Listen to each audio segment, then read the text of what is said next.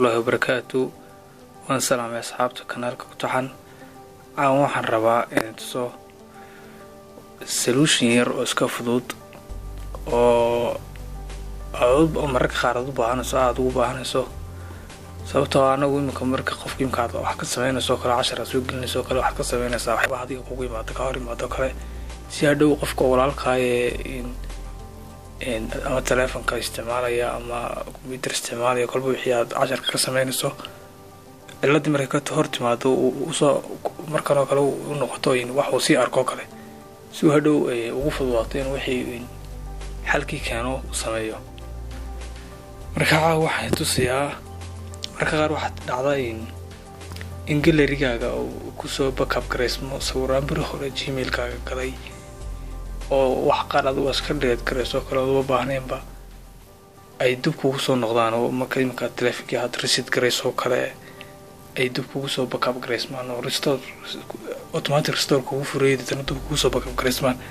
dabeetana abiirasi gallery-gaagu lahaa ay fool xumeeyaan oo kale waxyaabo qaar marka qaar kugu noqonaysa wax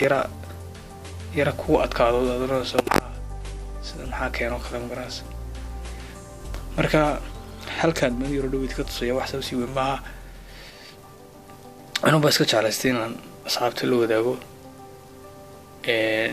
dee marka qaarna waabay dee dadka qaar wixii qofka aad wax baa sii telefonka sii farfarkiisa ku sii badnayn waxay ku noqonaysaa cilad weyn bay ku noqonaysaa kaliya waxaad sameynaysaa in settingkaaga gasho settingkaad gelaysaa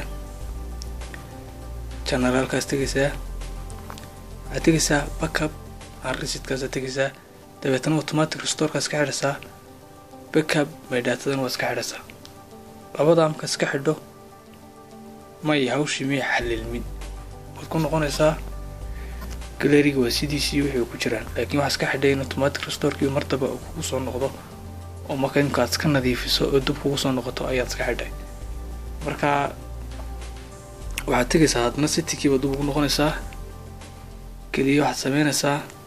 generalka baad ku noqonaysaa waxaan ka hadlaynaa anagu waa Android weeyaan maaha iOS ka hadli maayo anigu way sababtoo ah waxaan telefonkan hayaa Android isticmaalkiisana markaa kaasuma idila wadaagay inaan xalkiisa keeno ama app ha noqoto ama xal kale oo telefoon gudihiisa ha noqoto maaha laakiin waxaan ka hadlayaa iOS maaha in telefoonadu si kan qaldamin shirkadaha iyo versionada kala duwan kala nooca dabeetana waxaad tegaysaa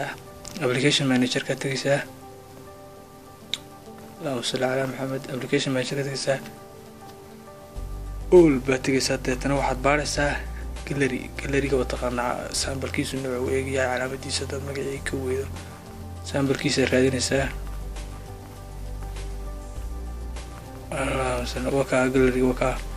gallery-ga baad gelaysaa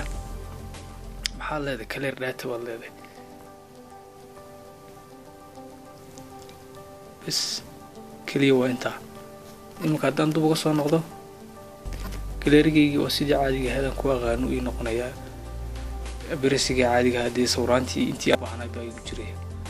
wixii kale igu jiri maayaane baalka ahaa ujeedaan iminka